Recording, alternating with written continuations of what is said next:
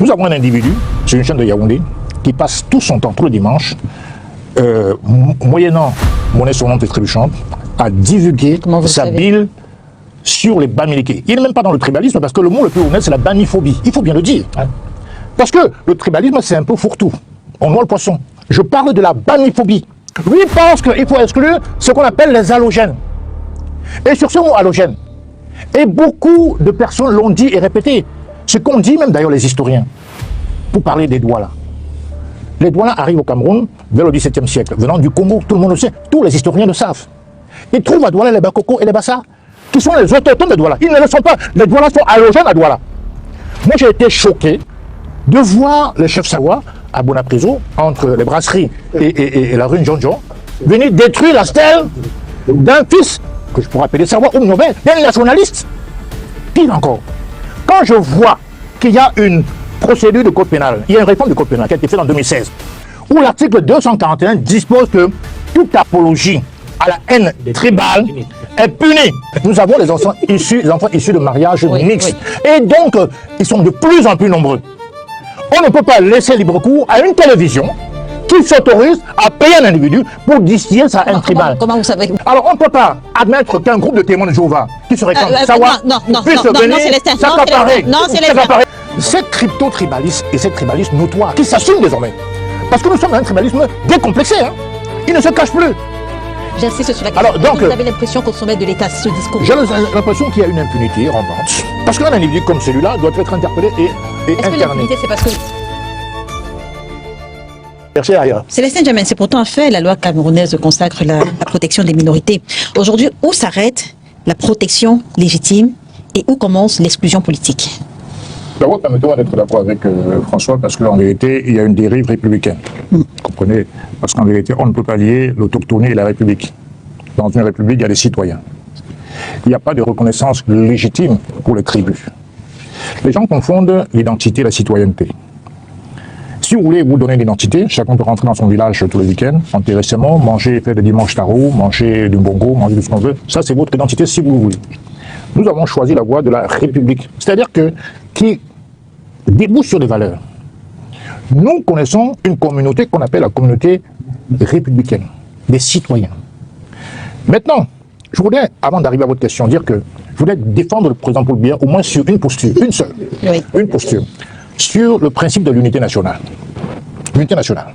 Nous avons un individu sur une chaîne de Yaoundé qui passe tout son temps, tout le dimanche, moyennant monnaie sonnante et trébuchante, à divulguer sa bile sur les bamiliqués. Il n'est même pas dans le tribalisme parce que le mot le plus honnête, c'est la baniphobie. Il faut bien le dire. Parce que le tribalisme, c'est un peu fourre-tout. On noie le poisson. Je parle de la baniphobie. De la même manière que j'ai dénoncé à l'époque Amadou Ali et entre autres M. Ouna Joseph et même Ekindi, certains dérapages verbaux sur la République. Moi, je suis profondément républicain. Je le dis aujourd'hui haut et fort. On ne peut pas accepter dans une République qu'on puisse permettre à une chaîne de télévision à ouvrir sa tribune à un homme manifestement haineux et qui cible une tribu en particulier. C'est inacceptable. Parce qu'en vérité, il dit beaucoup d'ineptie. Quand on lit la Constitution, ce monsieur prétend que la Constitution ne fait pas allusion au cosmopolitisme. Or, le préambule de la Constitution nous parle de la diversité linguistique, culturelle et ethnique. Ça veut dire qu'on est divers, on est cosmopolite. Et en particulier, au moins 10 villes au Cameroun, qui sont des villes particulièrement cosmopolites.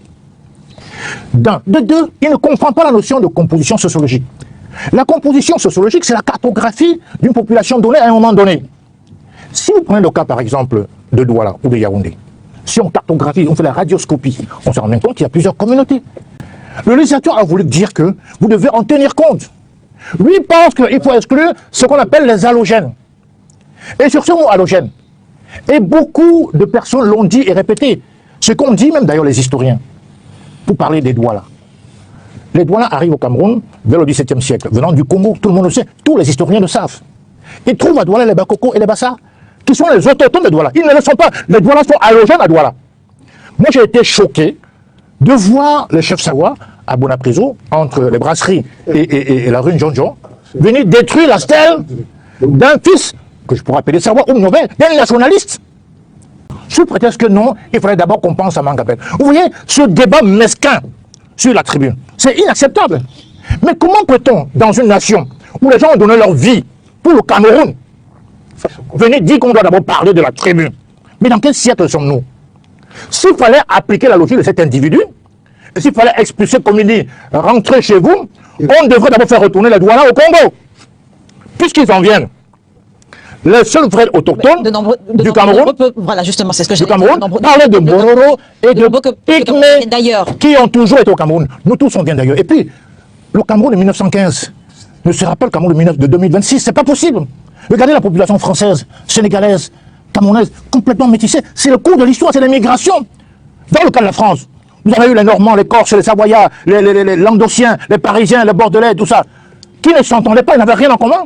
C'est en 1789 qu'on impose la nationalité française à tout le monde. On a rassemblé les Corses, les Basques, tout ça. Et les Romains sont venus avec les Franques, qui n'avaient rien en commun. Mais on a bâti la République. Et c'est pour ça que je dis que je suis d'accord avec François, quand il parle que la République est un peu dévoyée. Et pire encore, quand je vois qu'il y a une procédure de code pénal, il y a une réforme du code pénal qui a été faite en 2016, où l'article 241 dispose que toute apologie à la haine tribale est punie. Mais est-ce que la mollesse Laissez-moi d'abord finir. Non, je veux dire, est-ce que la mollesse du président Paul Biya sur cette question ne cautionne pas finalement la mollesse du président Paul Biya? Sur quelle question? Non, attendez. Mais pourquoi c'est procureur? Il y a le code pénal. Il y a le code pénal. Il y a des procureurs, là. Quand un procureur qui a le droit de s'autosaisir, quand l'infraction devient publique, sur une chaîne de télévision, si je me mets à déclarer de stigmatiser une tribu aujourd'hui sur votre plateau, le procureur qui nous regarde peut-être peut m'interpeller à la sortie. C'est son droit de le faire. Même son alors pourquoi il ne le fait pas? Parce qu'en vérité, quand on a connu le Rwanda, ça a commencé par une radio, pas des mots. C'est pas par un comportement physique, c'est par des mots. On a eu combien de morts? 900 000 morts. 900 000 morts.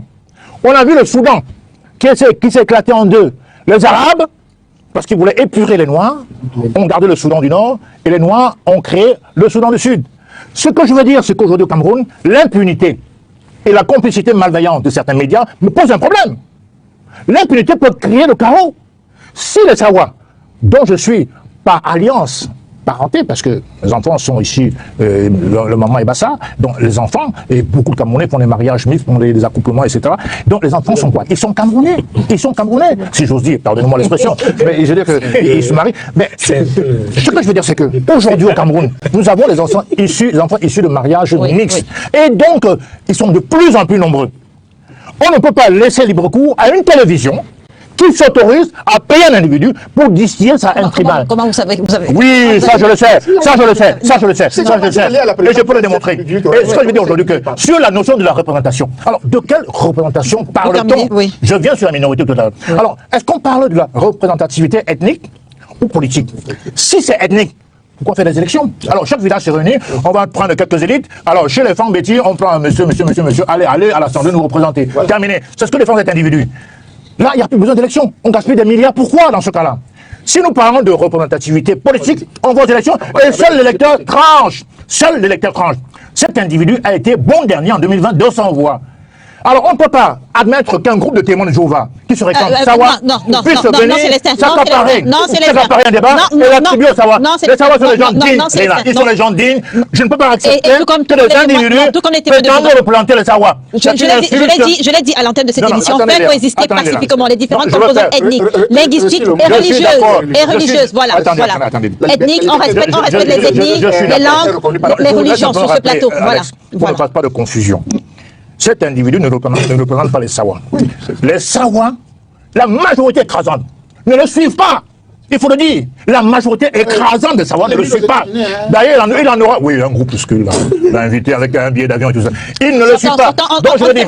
On ne fait pas un procès. Voilà, pour terminer sur les minorités.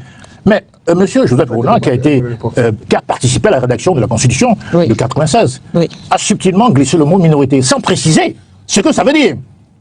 Est-ce qu'il s'agit des minorités sociales, les handicapés, les journalistes, minorités professionnelles, minorités sexuelles? Je n'en sais rien.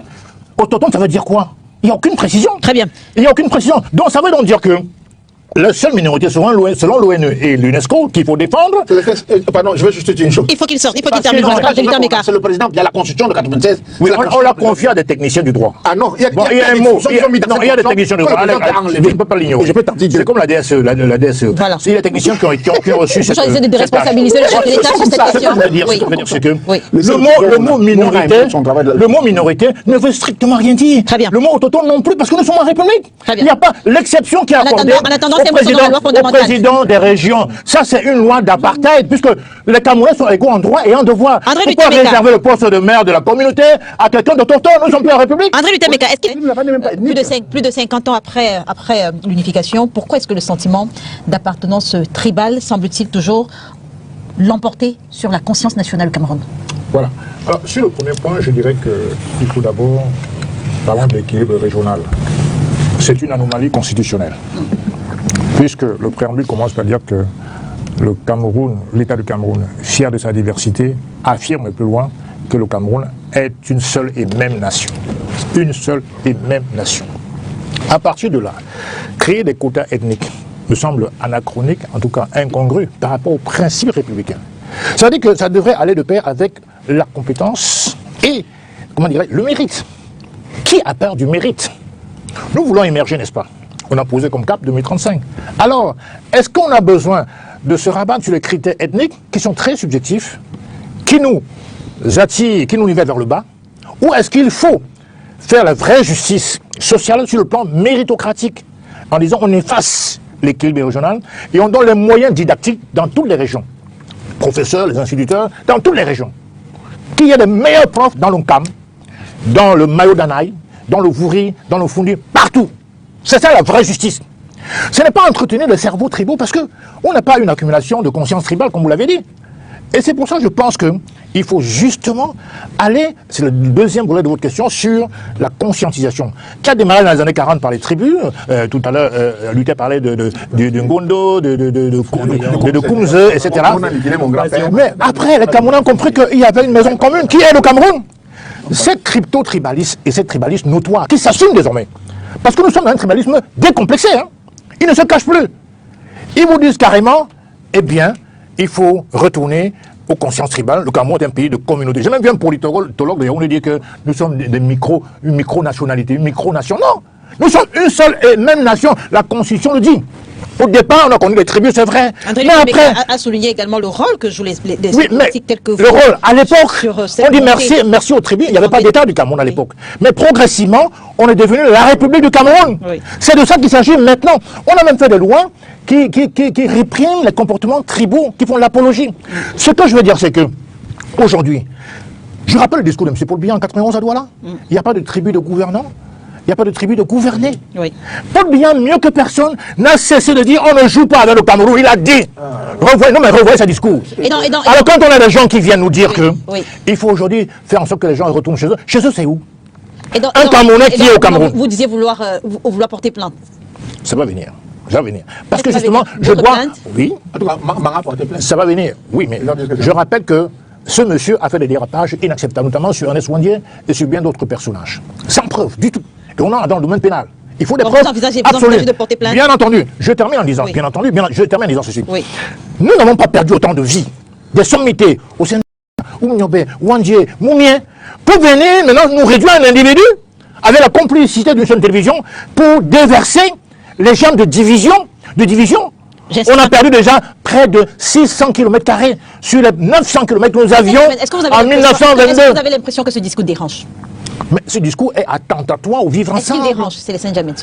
Il me dérange. J'espère beaucoup de Camerounais. Et j'espère que ça vous dérange. Non, Célestin Djamé, au sommet de l'État, est-ce que vous avez l'impression que ce discours dérange? Non, il peut y avoir un tribalisme fabriqué. Ça peut arriver. Pour les questions de conservation de pouvoir, ça peut arriver qu'on fabrique un tribalisme.